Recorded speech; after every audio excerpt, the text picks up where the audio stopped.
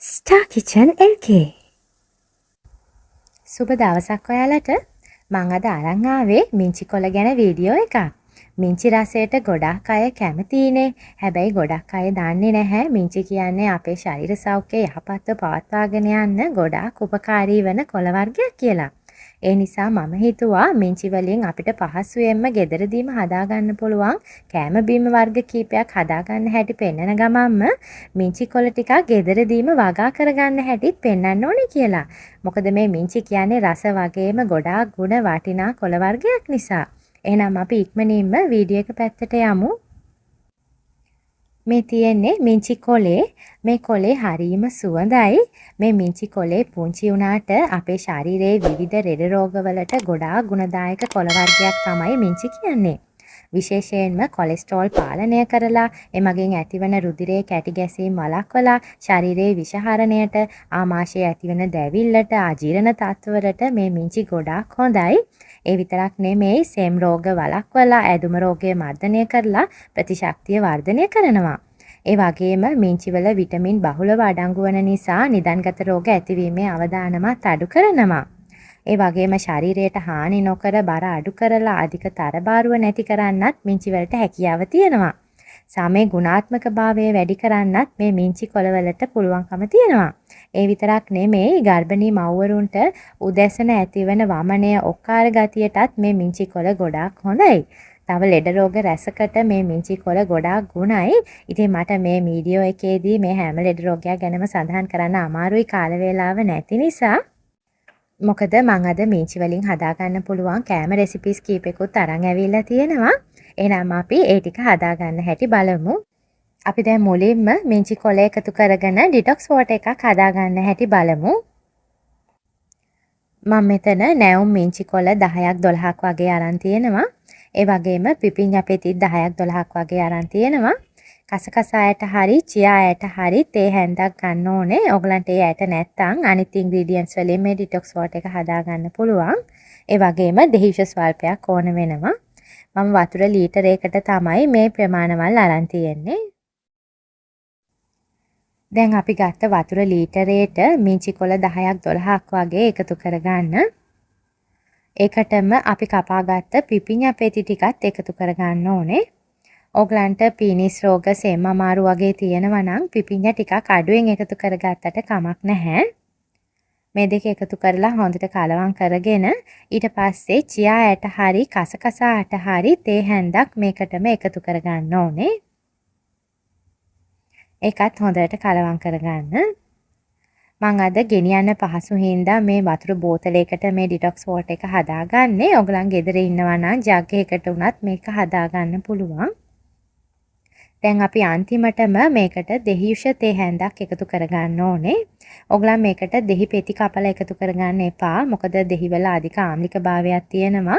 අපි මේ වතුර එක දවස පුරාවටම බොන නිසා දවස පුරාවටම මේක දෙහි පෙති දාලා තියලා තිබ්බහම අහිතකර රසායනික ප්‍රතික්‍රියා ඇති වෙන්න පුළුවන්. ඒ නිසා දෙහියුෂ ස්වල්පයක් විතරක් එකතු කරගන්න.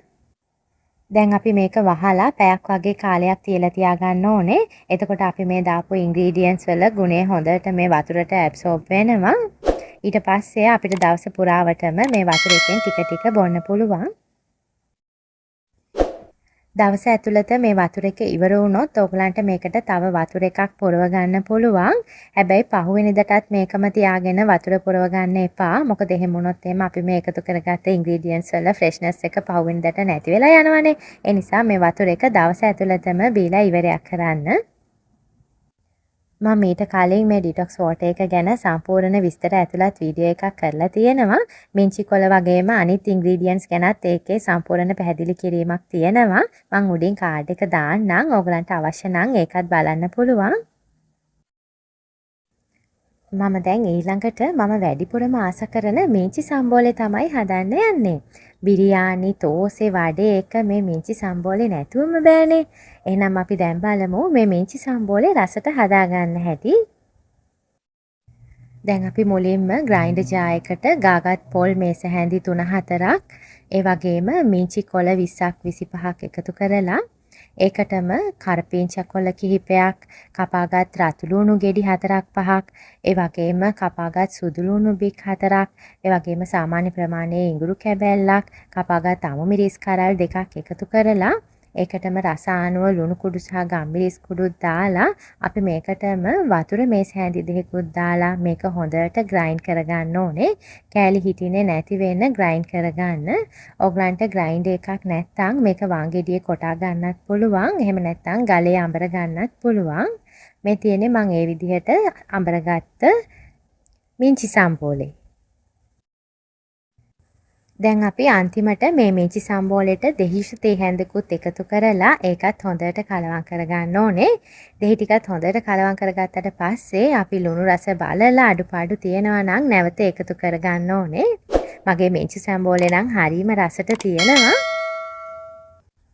එහෙනම් ඕගොල්ලොනුත් අනිවාර්යයෙන්ම මේ වගේ රසවත් මිංචි සම්බෝලයක් හදලා රස බලන්න.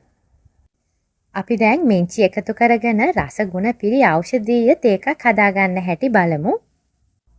අපි දැන් මිංචි තේක හදාගන්න අපේ තේ කෝප්පෙට නටන උණු වතුර ටිකක් එකතු කරගමු. නටන උණු වතුර එකට හොදලා පිරිසිදු කරගත්ත නැවුම් මිංචි කොළ 4-5ක් වගේ එකතු කරගෙන ඒක පොඩ්ඩක් මේ විදිහට කලවම් කරලා විනාඩි 5ක් වගේ වෙලාවක් පොඩ්ඩක් වහලා තියාගන්න මේ මිංචි කොළවල සාරය මේ වතුර එකට හොඳට ඇබ්සෝබ් කරගන්නකම්. ඊට පස්සේ අපිට මේ මිංචි තේක බොන්න පුළුවන්. මම නම් සාමාන්‍යයෙන් මේ මිංචි එකට සීනි එකතු කරගන්නේ නැහැ. සීනි අවශ්‍ය වෙන්නේත් නැහැ. මොකද මේකෙන් හොඳ නැවුම් රසයක් සුවඳක් එන නිසා. ඕගලන්ට අවශ්‍ය නම් සීනි ටිකක් එකතු කරගන්න පුළුවන්. මේ මිංචි තේක අපේ මානසික ආතතිය දුරු කරන්න ගොඩාක් උදව් වෙනවා. ඒ විතරක් නෙමේ ප්‍රතිශක්තිය වැඩි කරන්න මලබද්ධයට හදවතට මේ වගේ මිංචි ටී එකක් බොන්න පුළුවන් නම් ගොඩාක් හොඳයි. මම මේ මිංචි කොළ වලින් ක්‍රම කීපයකට මිංචි තේ හදන වීඩියෝ එකක් මීට කලින් ඔයගලන්ට කරලා තියෙනවා. මම උඩින් කාඩ් එක දාන්නම්. ඔයගලන්ට ඒකත් බලලා විවිධ ක්‍රම වලට විවිධ රසට මිංචි තේ බොන්න පුළුවන්. මොකද අපේ ශරීර සෞඛ්‍යය යහපත්ව පවත්වාගෙන යන්න මේ මිංචි තේක ලොකු උපකාරයක් වෙනවා. දැන් මම පෙන්නන්න යන්නේ අපි සුපර් මාකට් එකෙන් හරි පොලෙන් හරි ගේන මිංචි දඬු වලින් පැල අරගෙන ගෙදරම වගාවක් කරගන්නේ කොහොමද කියලා. එතකොට අපිට පුළුවන් අපිට අවශ්‍ය මිංචි කොළ ටික ගෙදරින්ම පිරිසිදුව නැවුම ලබාගෙන අපේ කෑම බීම වලට එකතු කරගන්න. එහෙනම් අපි බලමු මේ මිංචි දඬු වලින් පැල ගන්නේ කොහොමද කියලා. මේ තියෙන්නේ මම සුපර් මාකට් එකෙන් ගෙනාපු මිංචි දඬු වලින් කීපයක්.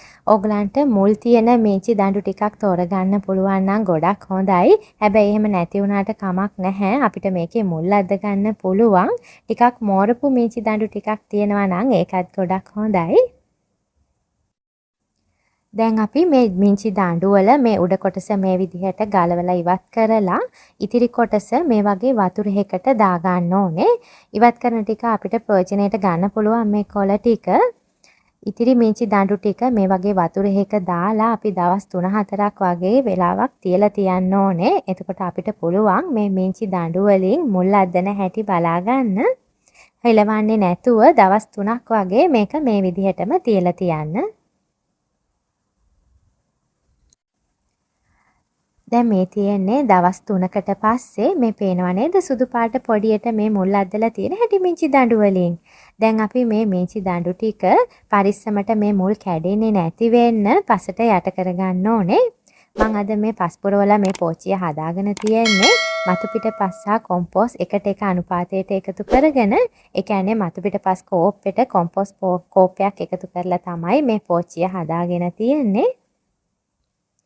මුල් කාලේ මේ මිංචි පැල ටිකක් පරිස්සමට බලා ගන්න ඕනේ. මේ මිංචි පැලවලට ඉරේලිය අවශ්‍යයි. හැබැයි කෙලින්ම ඉරේලිය වැටෙන තැනක තියාගන්න එපා. අවුව වැටෙන ටිකක් හෙවන තැනක තියාගන්න. ඒ වගේම දවසක් ඇර දවසක් වගේ වතුරත් එකතු කරගන්න. පැලේ ඩැමේජ් වෙන විදිහට වතුර එකතු කරගන්න එපා. වතුර ටික ටික පසට එකතු කරගත්තාම ඇති. මේ මිංචි පැල අපිට හරි ඉක්මනින් ව්‍යාප්ත කරගන්න පුළුවන්. අමතර පොහොර දැමීමක් එහෙම අවශ්‍ය නැහැ. සීතලට හරිම ඉක්මනින් හැදෙන පැලයක් තමයි මේ මිංචි කියන්නේ. මේ විදිහට පොඩියට මිංචි පැල ටිකක් හිටව ගත්තාම ඔයගලන්ට පුළුවන් ඔයගලන්ගේ දවසේ අවශ්‍යතාවයට ඔයගලන්ගේ ගෙදරින්ම නෑවුම් පිරිසිදු මිංචි ටිකක් කඩාගෙන කෑම බීම වලට එකතු කරගන්න. ඉතින් අපි අද මිංචි කොළ ගැන මේ වීඩියෝ එකෙන් ගොඩාක් දේවල් කතා කරානේ. ඔයගලන්ට මේ වීඩියෝ එක වැදගත් වෙනවා කියලා හිතෙනවා නම් මට ලයික් එකක් කමෙන්ට් එකක් දාන්න. ඒ වගේම මගේ YouTube channel එක subscribe කරලා ළඟම තියෙන bell icon එක click කරන්නත් අමතක කරන්න එපා. මගේ අලුත් රෙසිපීස් දැනගන්න ඔයගලන්ට ස්ටාර් කිචන් එකේ Facebook page එකත් එක්ක එකතු වෙන්න පුළුවන්. ඒ වගේම මම නැවතත් මේ වගේ වීඩියෝ එකක් අරන් එනකන් ඔයාලා සතුටින් පරිස්සමින් ඉන්න. සුබ දවසක්.